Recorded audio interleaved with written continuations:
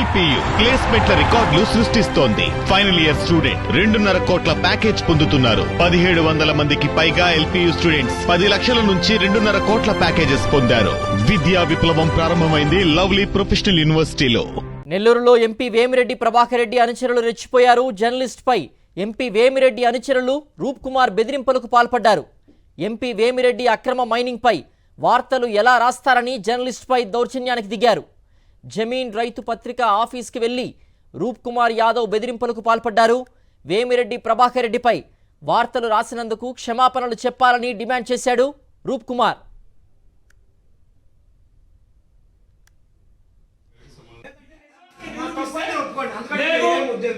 లేదంటే మీరు బహిరంగంగానే నేను తప్పు రాశాను అని బహిరంగ క్షమాపణ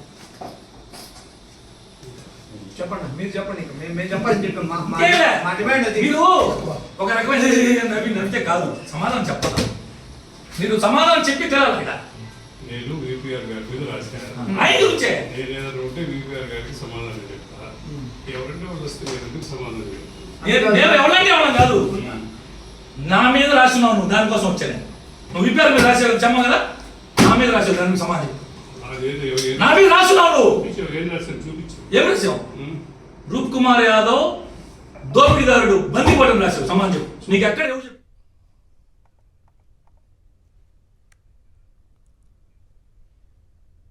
నెల్లూరులో ఎంపీ వేమిరెడ్డి ప్రభాకర్ రెడ్డి అనుచరులు రెచ్చిపోయారు. జర్నలిస్ట్ పై ఎంపీ వేమిరెడ్డి అనుచరుడు రూప్ కుమార్ బెదిరింపులకు పాల్పడ్డారు. ఎంపీ వేమిరెడ్డి అక్రమ మైనింగ్ పై వార్తలు ఎలా రాస్తారని జర్నలిస్ట్ పై దౌర్జన్యానికి దిగారు.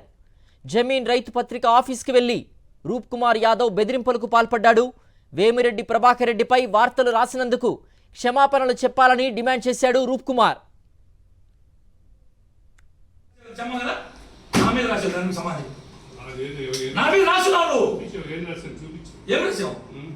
రూప్ కుమార్ యాదవ్ దోపిడీదారుడు బందీపడడం రాశావు. సమాధానం చెప్పు. నీకు ఎక్కడ ఎవరు చెప్పు?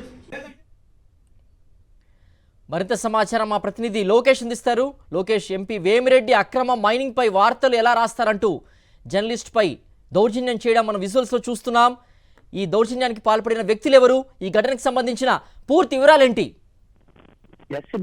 నెల్లూరు జిల్లాలో ఇటు ఎంపీ వేమిరెడ్డి కావచ్చు, ఆయన అనుచరులు కావచ్చు, అక్రమంగా కొనసాగిస్తున్నటువంటి మైనింగ్ కి సంబంధించి కొన్ని వార్తా కథనాలను జమీన్ రైతు అనే పత్రికలో ప్రచురితమైంది. అయితే దానికి సంబంధించి అభ్యంతరాన్ని వ్యక్తం చేయాల్సినటువంటి ఏమన్నా ఉంటే అది కోర్టు ద్వారానో లేదా బహిరంగంగానో వ్యక్తం చేసేటువంటి పరిస్థితి ఉంటుంది. కానీ ఆ వార్తను ప్రచురించినటువంటి జర్నలిస్టు పైన, అంటే ఆ పత్రికకు సంబంధించినటువంటి సంపాదకుడైనటువంటి వ్యక్తి పైన తన ఆఫీస్కే వెళ్లి ఇటు బెదిరింపులకు గురి చేసినటువంటి ఘటన నెల్లూరు జిల్లాలో తీవ్ర కలకం జరుగుతున్నటువంటి పరిస్థితి. ఏదైతే ఎంపీ వేమిరెడ్డి అనుచరుడైనటువంటి రూప్ కుమార్ యాదవ్, అతనితో పాటు మరో వ్యక్తి కూడా ఈ జమీన్ రైతు పత్రిక ఆఫీస్కి వెళ్లారు.